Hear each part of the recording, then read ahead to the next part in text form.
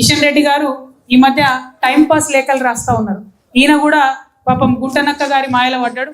ఆయన గుంటనక్క సడన్గా వచ్చి సింగరేణికి మేము ఇక్కడికి వస్తున్నామని తెలియగానే సడన్గా ఆయన సింగరేణికి వచ్చిండు.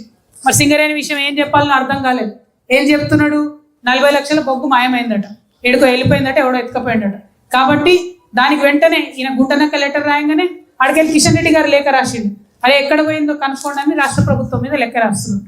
నిజంగా హరీష్ రావు గారు అసలు బొగ్గు మీద సింగరేణి మీద ప్రేమ ఉందా, లేకపోతే సింగరేణి సంస్థను కూలగొట్టాలి, కొలాప్స్ చేయాలనుకుంటున్నా నాకు అర్థమైతే లేదు. ఇది ఇప్పుడు జరిగింది కాదు.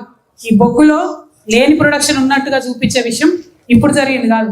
ఉమ్మడి ఆంధ్రప్రదేశ్ రాష్ట్రంలో ఉన్నప్పటి నుంచి కూడా ప్రతి సంవత్సరం సింగరేణి సంస్థ బాగుండాలి అని చెప్పి అప్పులు పుట్టాలి, మార్కెట్ క్రెడిబిలిటీ ఉండాలని చిన్న చిన్నగా స్టార్ట్ అయిన అడ్జస్ట్మెంట్ ఇప్పుడు పెద్దగా అయింది.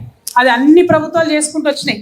ఈ హరీష్ రావు గారికి మరి తెలుసో తెలియదో, మరి ఎందుకు వచ్చిండో సింగరేణికి, ఇక ఒకరి మీద పోటీ పడదామని వస్తే ఇట్లనే పరేషాన్ అవుతుంది. మరి ఆయన రాగానే ఆయన అన్న వచ్చిండు కాబట్టి కిషన్ రెడ్డి గారు ఉత్తరం రాసి వెంటనే స్పందించింది. నేను ఇవాళ కిషన్ రెడ్డి గారిని అడుగుతున్నా, మీకు అంత తీరికుంది కదా, మీరు బొగ్గు శాఖ మంత్రి కదా, అంత తీరికుంది, ఎంత తొందరగా ప్రతిస్పందించి మీరు ఆ బొగ్గు ఎక్కడుందో పట్టుకోమన్నారో అంతే తొందరగా ఐటీ మీద పర్క్స్ తీసేయండి, అంతే తొందరగా సింగరేణిలో లేబర్ కోడ్స్ అమలు చేయమని చెప్పండి. అవి చెప్పండి ధైర్యం ఉంటే మీరు. అంతే తొందరగా కోల్ బ్లాక్స్ అలొకేట్ చేయండి తెలంగాణకు. మీరు సంతకం పెడితే అయిపోతుంది. మీరే బొగ్గు శాఖ మంత్రి. కిషన్ రెడ్డి గారిని ఛాలెంజ్ చేస్తా ఉన్నా, మీరు కోల్ బ్లాక్స్ అలొకేట్ చేయాలి తెలంగాణకు అని.